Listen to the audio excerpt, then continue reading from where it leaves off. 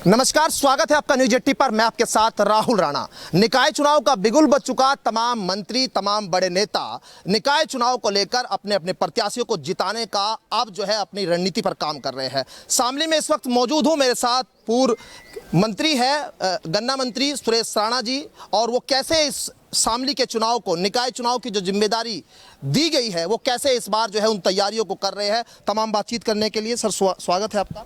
ठीक है, धन्यवाद राहुल जी। और सवाल सर यही कि निकाय चुनाव को लेकर क्या तैयारी है? नहीं, आज भारतीय जनता पार्टी के तमाम जितने निकाय नगर पंचायत के जो प्रत्याशी हैं सभी ने नामांकन किया है। मुझे भी उनके साथ रहने का अवसर प्राप्त हुआ है। और सबसे बड़ी बात यह है कि इस चुनाव की विशेषता ये है कि इस चुनाव में भारतीय जनता पार्टी का कार्यकर्ता और भारतीय जनता पार्टी के नेता जितने भारतीय जनता पार्टी को जिताने के लिए उत्साहित हैं, उससे ज़्यादा जनता उत्साहित है। और उसका सबसे बड़ा कारण ये है कि जिस तरह से यहाँ आदरणीय मोदी जी के नेतृत्व में केंद्र सरकार का विकास, जिस तरह से उत्तर प्रदेश सरकार का आदरणीय योगी जी के नेतृत्व में विकास और जनपद की जो काया पलट करने का काम उत्तर प्रदेश और देश का पूरी दुनिया में आज चर्चा है। आदरणीय मोदी जी के कारण पूरी दुनिया में भारत का मान सम्मान बढ़ा है। और आदरणीय योगी जी की जो कानून व्यवस्था है, यहाँ का जो विकास है, उसकी चर्चा केवल भारत में नहीं बल्कि पूरे अंतर्राष्ट्रीय स्तर पर हो रही है।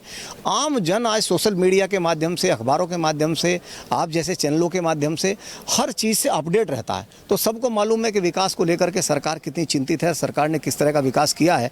6-6, 7-7 नेशनल हाईवे एक जनपद के अंदर 5 साल में आ जाना, और सबसे बड़ी बात कि किस तरह से नगर निकायों में किस तरह विकास, सड़क, बिजली, पानी में देखता हूँ जीरो ग्राउंड की भी आप लोग रिपोर्ट करते हैं, जिस तरह से विकास हुआ है। एक जनपद में 5 वर्षों में 3 राजकीय डिग्री कॉलेज आ जाएं, 5 राजकीय इंटर कॉलेज आ जाएं, एक पीएससी का कैंप आ जाए, कलेक्ट्रेट की व्यवस्था हो जाए, और मुख्य विकास अधिकारी के ऑफिस की व्यवस्था हो जाए, पुलिस लाइन की व्यवस्था हो जाए, और सारा सड़कों का जाल बिछ जाए। सड़क, बिजली, पानी और लोगों के जीवन स्तर को उठाना, ये भारतीय जनता पार्टी का जिस तरह से मैं कह सकता हूँ अभूतपूर्व परिवर्तन आया है। इससे नगर निकाय और नगर पंचायतों की जनता जुड़ी है, खुश है, प्रसन्न है।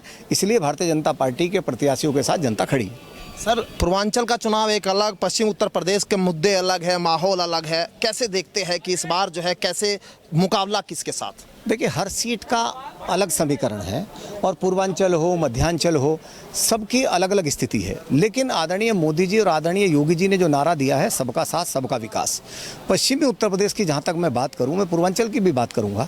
जिस तरह पश्चिमी उत्तर प्रदेश को विकास के साथ जोड़ने का काम आदरणीय मोदी जी, आदरणीय योगी जी ने किया है। आप खुद भी ईमानदारी से सर्वेक्षण करेंगे तो आप देखेंगे किस तरह, कहाँ हमें दिल्ली जाना होता तो 5-5 घंटे लगते थे, आज यहाँ से 1-1.25 घंटे में हम दिल्ली पहुँचते हैं। मेरठ से जहाँ 3-3 घंटे जाम में खड़े रहते थे, 40 मिनट में दिल्ली पहुँचते हैं। और आपका स्पोर्ट्स विश्वविद्यालय मेरठ के अंदर, शाकुंभरी मैया के नाम पर विश्वविद्यालय आपका सहारनपुर के अंदर, मैंने बताया यहाँ इतने सारे डिग्री कॉलेज, इतने सारे इंटर कॉलेज, 800 करोड़ का बिजली घर शामली के अंदर।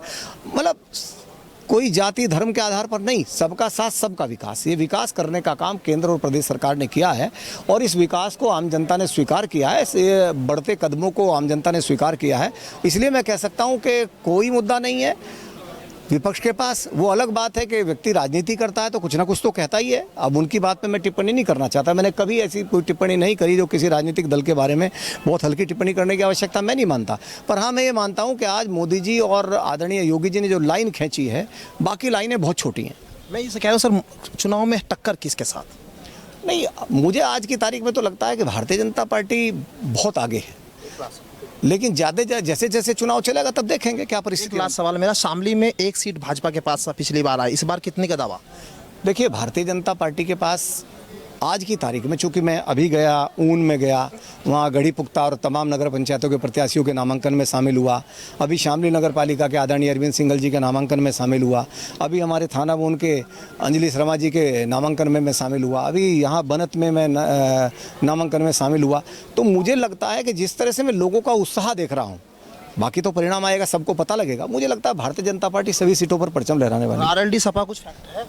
देखिए, वो अपनी वो भी राजनीतिक दल है, और हर राजनीतिक दल अपनी सफलताओं के लिए लड़ता है। मुद्दे हो ना हो, मुद्दे बनाने की कोशिश करता है, बात हो ना हो, बात बनाने की कोशिश करता है। हर व्यक्ति को राजनीति में, लोकतंत्र में अपनी बात कहने का अधिकार है। वो बात को अपने तरीके से कहते हैं, हम बात को अपने तरीके से कहते हैं। पर हमारे लिए और उनके साथ थोड़ा सा एक अंतर है। अंतर ये है कि वो राजनीति को केवल मुद्दे बनाने के आधार पर कर रहे हैं, और लोगों ने मोदी जी, योगी जी के विकास को आंखों से देख लिया है। अब सरकार ऐसी नहीं है, उत्तर प्रदेश की सरकार भी 6 वर्षों की सरकार हो गई है, केंद्र की सरकार भी 9 वर्षों की सरकार हो गई है। तो उनके कामों को लोगों ने देख लिया है और लोगों ने स्वीकार किया है कि दोनों सरकारों ने ईमानदारी के साथ सब चीज़ों से, जाति धर्म से ऊपर उठ करके ईमानदारी से प्रदेश और देश को आगे ले जाने का काम किया है। इसलिए जनता की राय स्पष्ट है।